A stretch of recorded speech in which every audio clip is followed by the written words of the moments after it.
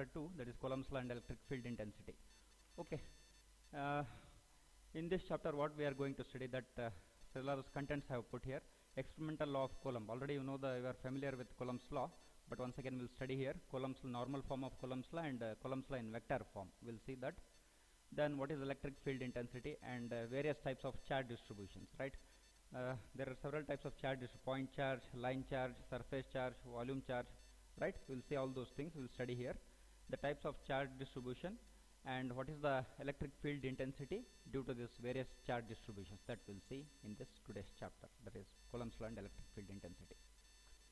Okay, the topics that are going to be covered in this today's lecture is: one problem of previous chapter was left out, that I will be covering. I will be taking that problem. I hope other problem you have solved and the answers you have verified. I couldn't, some people have sent me the WhatsApp, 10 to 15 people have sent. Okay, others please, those who have not done, please do it. If any queries you can ask. Okay, today we'll be studying introduction to this chapter and Coulomb's law, and a few numericals will solve. Before starting with the second chapter, okay, one more problem. We will wind up the first chapter. One more problem. This is here g vector is given. Express g vector, that is equal to 8 sin phi into a theta into cylindrical coordinate system. Means the given vector is in spherical coordinate system because theta and phi are there, right? So this is in spherical. Okay, before that I have to take the pen. I forgot. Okay, let me take the pen. Ballpoint pen.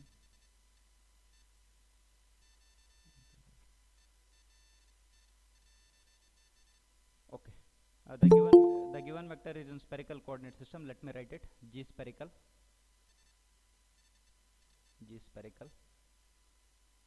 it is equal to 8 sin phi into a theta. This is given, and I have asked to convert it into cylindrical coordinate system. G cylindrical I want, right? So I will write on the general cylindrical form of vector: 0 into a rho plus g phi into a phi plus gz into az. Let me call this as equation 1. But we know that conversion from spherical to cylindrical directly we don't know.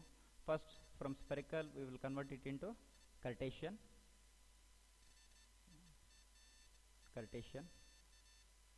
From Cartesian we will go for converting it into cylindrical. Okay, and reverse way is also fine. If it is asked from cylindrical to spherical, convert first cylindrical to Cartesian, then Cartesian to spherical. Now we are doing spherical to cylindrical in this particular problem. So first we will convert the spherical vector to Cartesian. So I will write on the Cartesian general vector of Cartesian vector: g Cartesian, GCART, means g Cartesian general vector gx into ax plus gy into ay plus gz into az. Call this as equation 2. So first we'll find out equation 2, means we will convert spherical to Cartesian. So we'll find out gx, gy and gz. So first find out gx. Gx is equal to, take the projection of spherical vector in ax direction in order to find out gx. So g spherical into ax. So g spherical is 8 sin phi into a theta. 8 sin phi a theta into ax. Okay, I need that table, vector table, ax dot a theta. So can you tell me what I will be getting? Ax dot a theta. One of you, ax, just I will write here. Before that, if anybody wants to tell, you can tell in between. Because it is Cartesian and spherical, right? AR, a theta, a phi will come. So ax dot ar, what will be? Ax dot x equal to r sin theta cos phi will come. But I want theta, right? So take the derivative of sin theta is cos theta. So cos theta cos phi I will get. So this one is cos theta cos phi. Cos theta cos phi. I am not writing the table, just I remember that table and how to find out. So this is ax dot a theta. I hope this is correct, right? Yes. So I will write 8 sine phi as it is. Then ax dot a theta is cos theta cos phi. So write down cos theta cos phi. Cos theta cos phi. Okay, similarly find out gy. Take the projection of spherical vector along y direction. Spherical vector along y direction. So 8 sine phi a theta into ay vector. So next I want ay dot a theta. So okay, let me write down the table. Okay, it would have been better if write it. So ax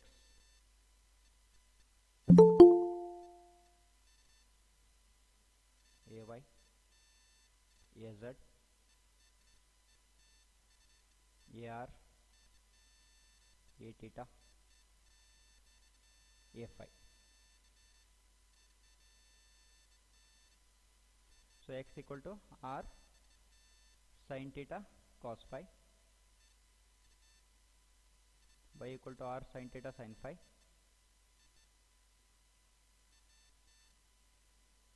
z equal to r cos theta.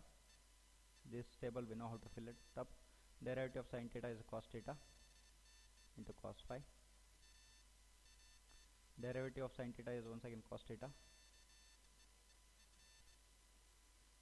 sin phi as it is. Derivative of cos theta is minus sin theta. Last column derivative of cos phi is minus sin phi. Derivative of sin phi is cos phi. Then this will be 0. Right. Next we want ay dot a theta. Ay dot a theta is cos theta sin phi. Refer the table, cos theta sin phi. So cos theta sin phi. So sin phi is already there. 8 sin square phi. 8 sin square phi, because sin phi is coming, sin square phi into cos theta it will become, right?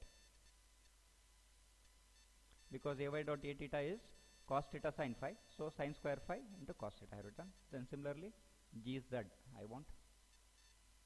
So take the projection of spherical vector g spherical along z direction. So 8 sin sin phi a theta into az. So find out what is az dot a theta from the table. It is minus sin theta. So minus 8 sin phi sin theta. Sin phi sin theta. So we got gx, gy, gz. Substitute this in equation 2. We will get the Cartesian vector. Right? This will get g Cartesian. So it is better to write in next slide. Okay, just I will write here only. G Cartesian. I will substitute. Gx is 8 sin phi cos theta cos phi. Substitute in equation 2. Gx, gy, gz. 8 sin phi cos theta cos phi into ax plus gy. 8 sin square phi, gy is 8 sin square phi cos theta into ay. Gz is minus 8 sin phi sin theta into az. So call this as equation 3. This is the Cartesian vector what we got, but we want spherical cylindrical vector, that is equation 1. So next I have the Cartesian vector, but you can observe the Cartesian vector, still it contains phi and theta. It is not purely in terms of Cartesian, but I will not worry because my intention is to convert it into cylindrical. So I have g Cartesian vector now. Now I want g cylindrical. So if I want g cylindrical, I have to calculate 0, g phi and gz. That is equation 1. 0 g phi gz we have to calculate. So first we will calculate 0 0 0 is equal to, take the projection of Cartesian vector, that is g Cartesian, along arrow direction. First what we are doing, from spherical to Cartesian we have done. Next we are doing Cartesian to cylindrical steps. So first next finding out g rho, that is g Cartesian, take the projection of g Cartesian in arrow direction. Okay, arrow. So I will not write down this big vector. Observe here, g Cartesian is equation 3, this big vector. So directly I will multiply here. Just observe carefully. The first term is 8 sin phi cos theta cos phi into ax is there. So this is g Cartesian, and then I will multiply with arrow, ax dot arrow. What is the ax dot arrow? X equal to rho cos phi. Cos phi will come, right? Ax dot arrow is cos phi. So cos square phi it will become. Directly I will write here 8 sin phi cos theta. Cos phi is already there, but ax dot arrow is once again x equal to rho cos phi once again. So cos square phi. Cos phi is already there. So cos square phi. Okay, this is the first term. Then second term is 8 sin square phi cos theta ay is there. So multiply with arrow dot ay.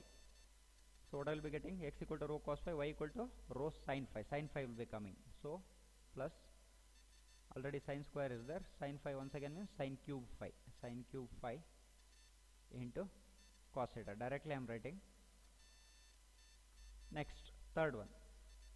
Minus 8 sin phi sin theta, az is there, az dot arrow, this arrow, right? So az dot arrow, what is that az dot arrow? X equal to, what I will be getting? Yeah, just imagine the table. Az is here, then arrow. Last column it will be 0. So don't write that, leave it. Okay? Az dot arrow is 0. So I am not writing the third term. So just take out the common things. 8 sin phi cos theta can be taken out. 8 sin phi cos theta is taken out. If it is taken common, 8 sin phi cos theta, then cos square phi is left out here. If I take 8 sin phi sin square, so cos square phi plus sin square phi is 1. So finally I will get, 1 minute, my pen, my board is not cooperating with me. Okay, I will get 8 sin phi cos theta, which is taken out. So sin square phi plus cos square phi, it is 1, I will not write it here, right? So we got 0. Similarly we have to calculate g phi. 0 is over. Next g phi, take the projection of Cartesian vector in phi direction. Take the projection of Cartesian vector in phi direction, a phi. So Cartesian vector, that is equation 3 is there. I will not write once again, directly I will multiply. Ax dot a phi I want, so it is better to write on the table, I think. That will help me. So let me write it here in the small space here. So I have Cartesian ax, ay, az. Here cylindrical, that is arrow, a phi, az. X equal to rho cos phi, y equal to rho sin phi.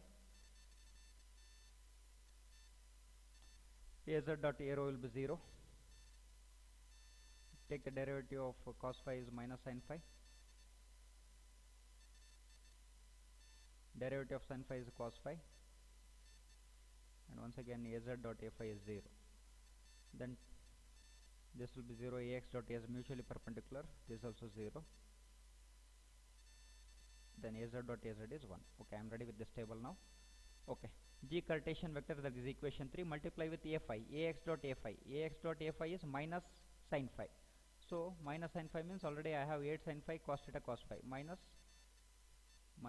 8 sin phi into sin phi is sin square phi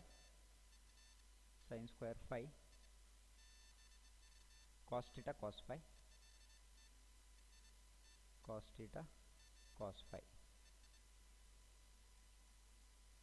Yes. Next, second term, 8 sin square phi cos theta ay is there. Multiply with a phi, ay dot a phi. Ay dot a phi is cos phi. So second term, 8 sin square phi cos theta cos phi, cos theta cos phi. Third term az dot fi, az dot fi is 0, so that term will vanish.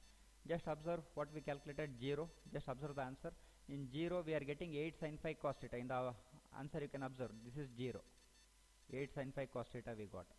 Then this, let me see, both are same here. Observe here 8 sin square phi cos theta cos phi minus 8 sin square, so this will be 0.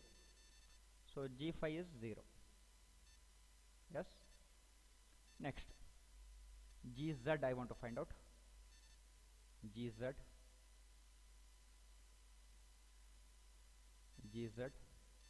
so take the projection of Cartesian vector along z direction, g Cartesian into az. Right. Okay, g Cartesian is this equation 3, and we have to take dot product with az. So ax dot az will be 0, ay dot az will be, second term will vanish, only third term az dot az will be 1. So what I will be getting, third term minus 8 sin phi minus 8 sin phi sin theta.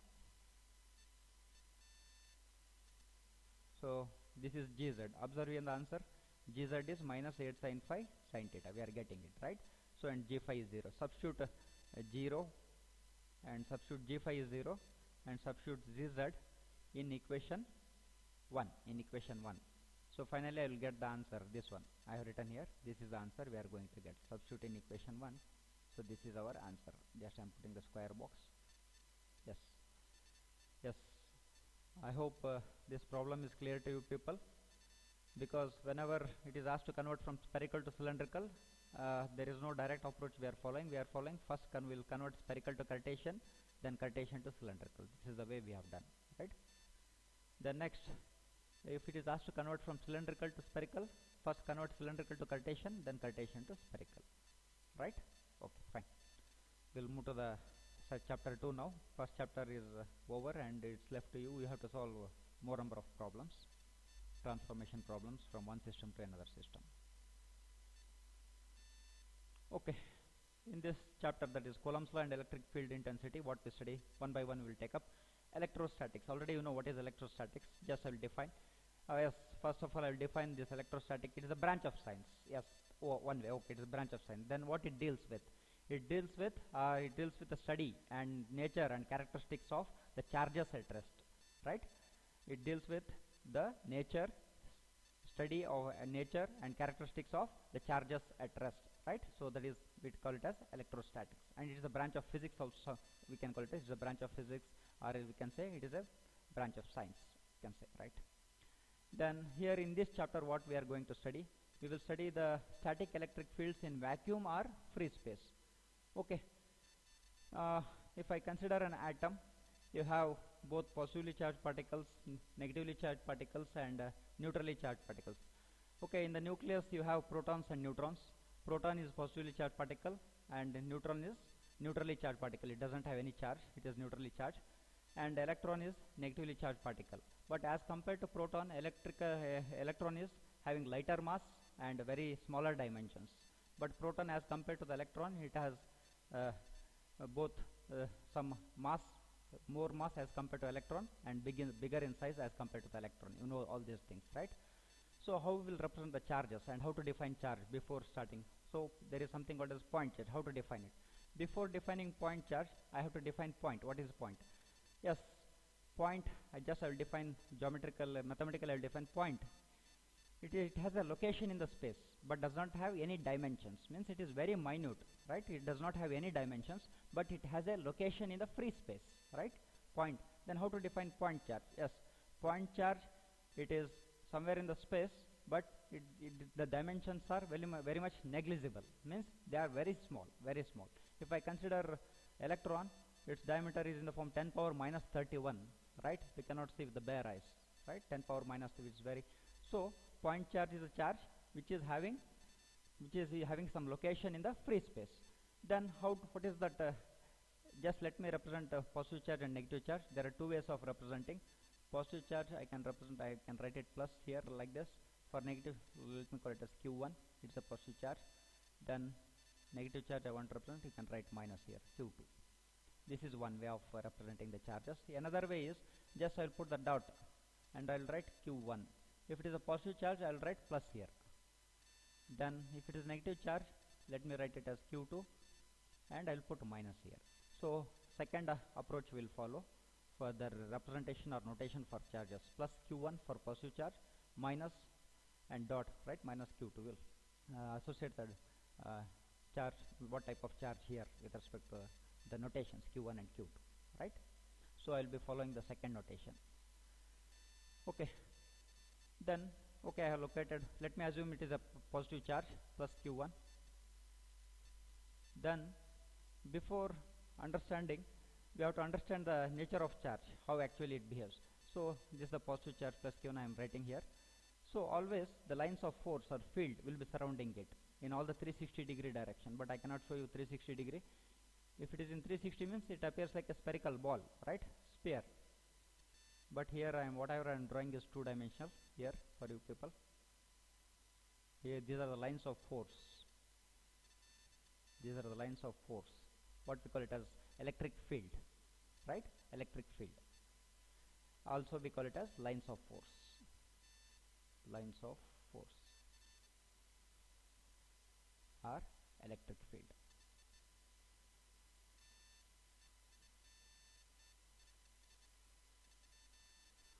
This is for positive charge, that is plus q1 or plus q something, right? If it is negative charge, always the field lines will be coming towards the charge. The direction is reverse. If it is negative charge, minus q, it is minus q.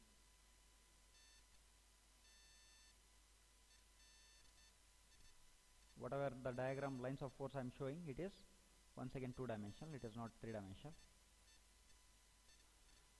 You can imagine the sphere, right? Charge is at the center of the sphere and the field lines are coming from the surface of the sphere towards the inner charge for negative charge.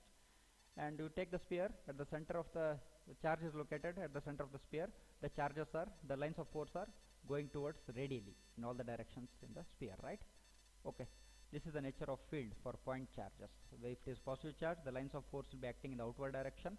If it is negative charge, the lines of force will be coming towards the charge, negative charge, right?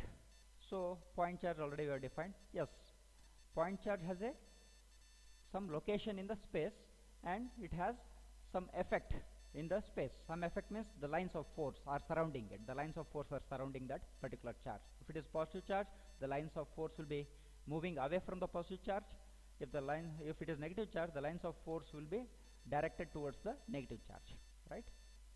Then what is static charge? Yes, then there should be something called as dynamic charge. Means if the charge is in motion, suppose the electron is moving, yes, I will say charge is motion. If I consider if I isolate somehow by some technique the single electron and if I locate it here somewhere, if it is not having any movement, then it is a static charge, right? And the field surrounding it is a static field.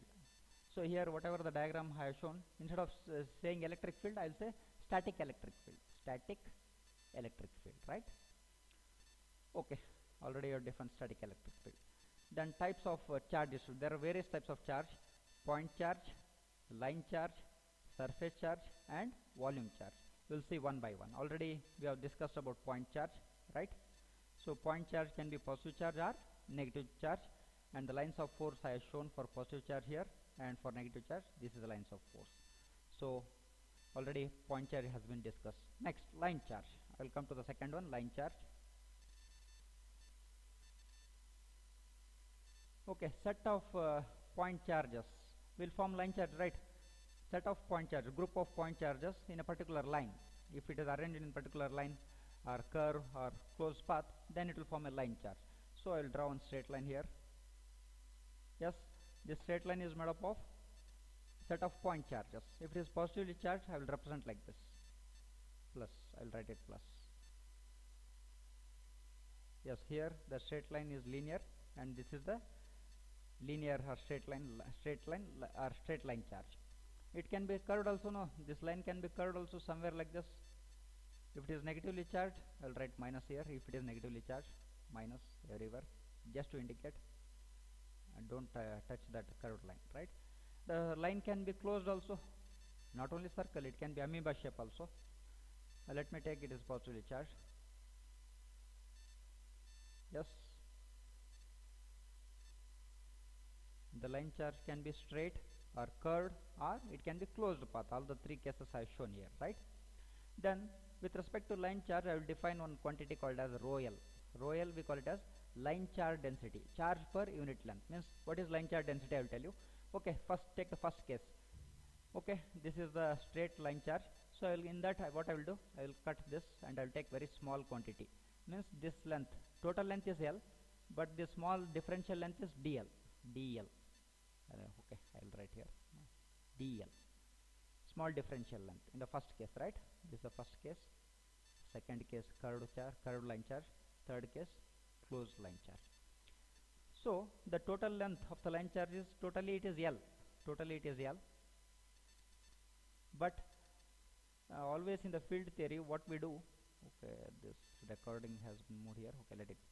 In the field theory, we always take the small differential analysis. So I'll be taking the small part of the charge here, dl, and what is the total amount of charge present in this differential length. So we can make use of the line charge density here, rho L. I don't know what is happening. 1 minute, just I will set right the screen position here.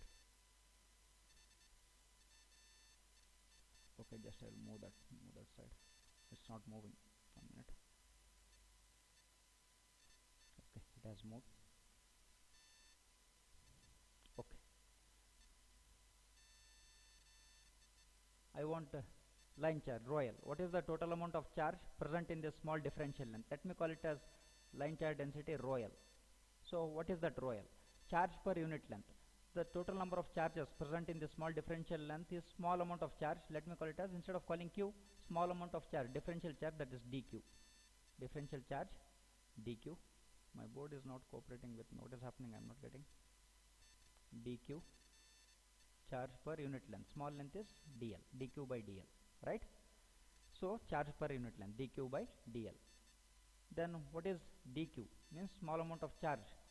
What is the total amount of small amount of charge present in the small differential length? dq is equal to the line charge density rho L into dl. I can write it right? Yes, I can write this way. Then what is the total amount of charge present in the entire line charge, total L? So what is the total amount of charge? I want to find out. So q is equal to integrate throughout the line charge. L I will write, means integrate throughout the entire line. So rho L into dl. This will give me the total amount of charge on the line charge, rho L into dl. Yes, this L indicates line charge, line integral, right? So q is equal to rho L into dl. The total amount of charge present on the line charge is q is equal to line integral of rho L into dl. Then next we'll go for surface charge.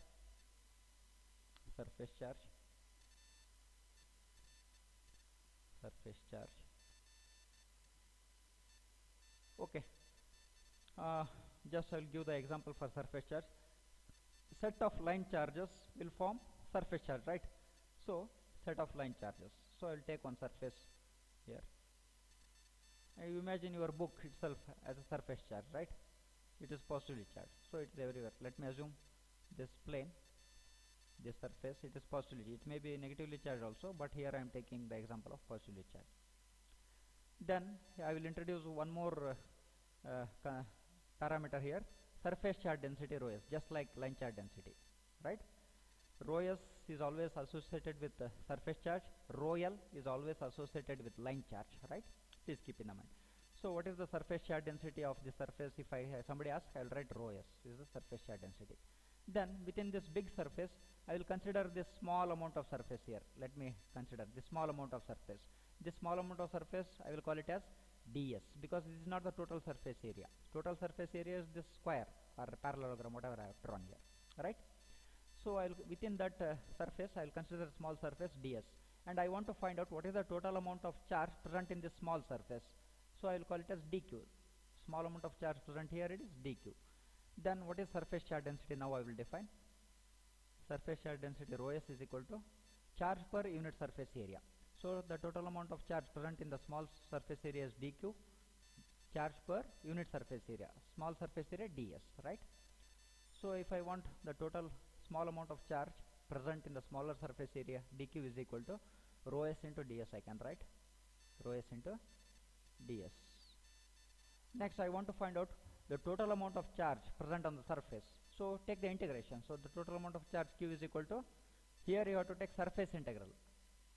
There in the previous case we have taken line integral. So here I am writing s for surface integral, rho s into ds. Yes, this is the formula. But surface integral is a double integral. It is not a line integral. If you don't write s, then you have to write like this. Double integral. Surface integral of rho s into ds.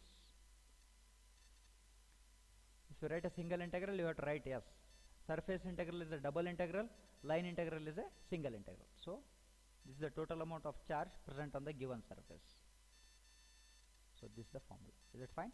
So we have seen the point charge is over, line charge is over, surface charge is over. Next I am left out with volume charge. Okay, we'll see next. Okay, point charge is over, line charge is over, surface charge is over. Next we will discuss the volume charge. Okay, just I will consider, okay, there is surface charge. Just the pile of sheets will form some volume, right? So if the pile of sheets, if the sheets are in square form or cubical, rectangular form, then they will form a cube or cuboid, right? So let me take some volume. I will take cubical structure. It can be any volume, but I will take cubical structure here. So I will draw a cube.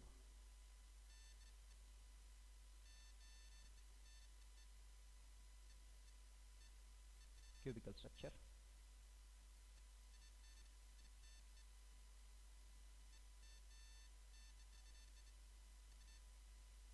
Okay, so let me assume this is positively charged. Let me assume this is positively charged everywhere, right? Okay, just enough. I have to fill everything, but just okay. Okay, I'll stop here. Okay, this is the bigger volume. Total volume is V, but within this small volume, I will take the very small volume within this. This small volume area I will call it as differential volume dV. Very small volume within the given bigger volume, right? And I want to find out what is the total amount of charge present in this small volume. It is small amount of charge or differential charge dq. Then I will introduce with respect to volume charge one more concept called as volume charge density rho v. So what is the charge density of this volume? So I will write it as rho v here. Rho v is the volume charge. So how to define charge per unit volume? If I consider the smaller volume, rho v is charge, small amount of charge dq by small amount of volume dV, differential charge by differential volume. Then what is the small amount of charge present in the smaller volume? That is dq is equal to rho v into dV. Volume charge density rho v into the differential volume dV. Then what is the total amount of charge contained in the bigger volume or this entire volume? So integrate throughout the entire volume. Here q is equal to volume integral of rho v into dV.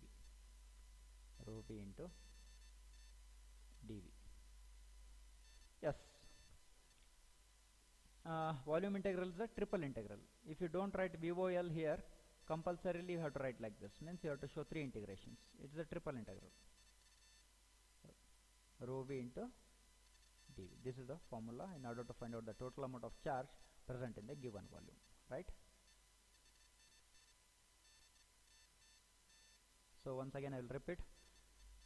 Line integral is a single integral, surface integral is a double integral, volume integral is a triple integral, right? So all the formulas we have seen and various types of charge distributions we have seen. Then the nature of field we will see with respect to each and every charge.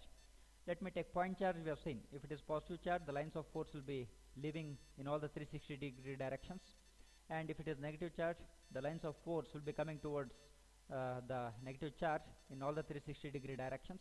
Then line charge, how the nature of field will be there, just observe here.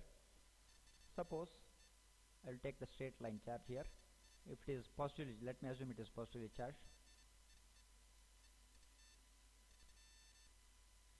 This positively charged. Then how the lines of force will be there surrounding this charge? Means observe here, you keep your hand straight and if look at the surrounding, means it will form a cylinder, right? So I will draw with dotted lines. Actually, I should not draw this, we should imagine, but let me draw it. It will form a cylindrical structure. The lines of force that are living, let me draw with dotted lines the cylindrical structure so that it will be very clear for you people. Okay, I have enclosed this line charge in this cylindrical imaginary cylindrical surface, right? Then the lines of force, everywhere they will be directed like this. Just they will live in, just I can, this is the 2D diagram what I am drawing here. A minute, sorry. Just here, always the lines of force will be acting in the outward direction from the positive charge. Yes, okay, here 3 lines I have shown. But if the field lines of force are living in all the 360-degree directions, means it will form a cylindrical, right? On the surface of the cylinder, the lines of force will be living everywhere perpendicular to the or normal to the given surface, right? So I have shown the cylindrical structure here. So you should be knowing how the field looks like. You can imagine, right? Or else you can go through some animations. What is the nature of field of line charge? You can just search it. You will get the animation also. Okay, point charge, line charge. If it is surface charge, let me draw the surface charge here. Okay, my board, I don't know what is happening to my board. It's not cooperating with me. Okay, surface charge. Let me take the surface here.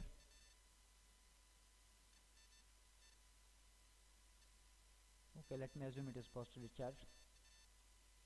Okay, I'll show few charges here. Okay, the field lines, how? It will be in the, once again in the outward directions. It will be, some lines will be in the upward direction, and below the sheet they will be in the downward direction. Means the field lines exist above the sheet and below the sheet, normal to it. Means they will be always be normal to the plane containing the sheet. They will be always normal, right? But there will be no field lines in the left and right directions. It will be in the upward direction or downward direction. You keep a book, right, above the book and below the book. The lines will be living above the book and below the book, right? It is surface.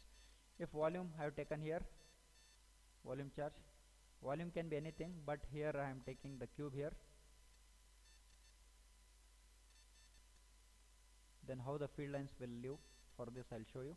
Yes, from this surface, let me assume this is positive charge, so I will write plus q, total amount of charges plus q in this. So the lines of force, how they are living, I am writing. From this surface, they will be living in this direction. From this front surface, they will be living in this direction, front surface. Top surface, bottom surface, the field lines will be living like this, right? Top and bottom surface is over. Front surface, back surface, the field lines will be living like this, back surface I am showing here. Left surface, right surface I have shown, left surface, the field lines will be living like this everywhere. I hope you can visualize the field, how the field will be there in the volume charge. This is the volume charge, right? I hope you got an idea. Then just have a look at the time. It's already 12:20. So I'll wind up here because 10 minutes break you want for the next lecture. So I'll stop here.